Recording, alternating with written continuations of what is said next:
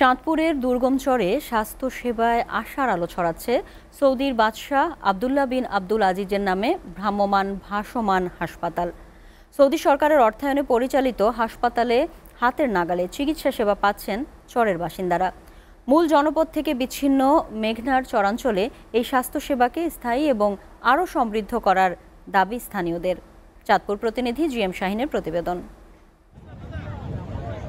চাঁদপুরের হাইমচর উপজেলার নীলকমল, ঈশানবাল, মাঝের চর সহ শরীদপুরের কয়েকটি চরের দরিদ্র মানুষ পাচ্ছে সব ধরনের স্বাস্থ্যসেবা। সৌদি সরকারের সহায়তায় চালু হয়েছে ভাসমান হাসপাতাল। প্রাথমিক চিকিৎসা, রোগ নির্ণয় থেকে শুরু করে অস্ত্রোপচার সবকিছুই মিলছে একেবারেই বিনামূল্যে। এতে হাতের নাগালে এমন স্বাস্থ্যসেবা পেয়ে দারুণ খুশি চরবাসী। কোনো দিকে যাইতে না, টাকা পয়সার অভাবে ওষুধ দিয়েছে সরকার, কোনো টাকা পয়সা নেয় নাই। 100 কাড়া আনছি নারায়ণগঞ্জ, তানে 20,000 টাকা লাগছে। এখানেও যে অনেক 1 পয়সা লাগবো না।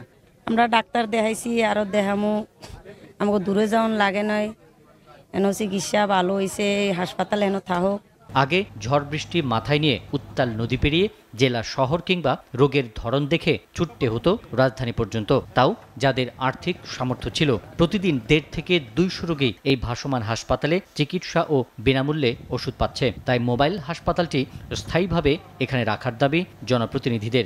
এই হসপিটালটুকু আমাদের এখানে হওয়ার কারণে এই 2 লক্ষ মানুষ বিভিন্নভাবে হাসপাতাল থেকে বিভিন্ন রোগের চিকিৎসা নিচ্ছে। ফ্রেন্ডশিপ ফাউন্ডেশন নামে একটি সামাজিক প্রতিষ্ঠানের ব্যবস্থাপনায় হাইমচর ছাড়াও দেশের আরও 13টি উপজেলায় 32 লাখ মানুষের চিকিৎসা নিশ্চিতে মোট 5টি মোবাইল হাসপাতাল চালু হয়েছে। এই যে দুর্গম এলাকার মানুষজন এই মেঘনা নদী পাড়ি দিয়ে তারা আসলে শহরে গিয়ে তারা চিকিৎসা সেবা নিতে অনেক সময় পারে না, বিশেষ করে প্রতিকূল পরিবেশের কারণে আর কি। এবং যেহেতু এই হাসপাতালটা এখানে থাকবে, প্রাইমারি হেলথ কেয়ারের যত ধরনের সেবা আছে সবগুলো সেবা এখান থেকে আমরা দিতে পারবো। ইভেন দুর্গম ও দারিদ্র্যপীড়িত অঞ্চলে এ সেবা আরও অব্যাহত রাখতে এবং সেবার পরিধি বাড়ানো হবে বলে জানালেন সৌদি সরকারের এই প্রতিনিধি। All of us actually will pray to King Abdullah, as he mentioned. Don't forget actually to pray to him. So we all together pray to King Abdullah and thanks for Allah for this kind, and may Allah accept it. And inshallah this is also will help all the people, all our brothers and sister in Bangladesh.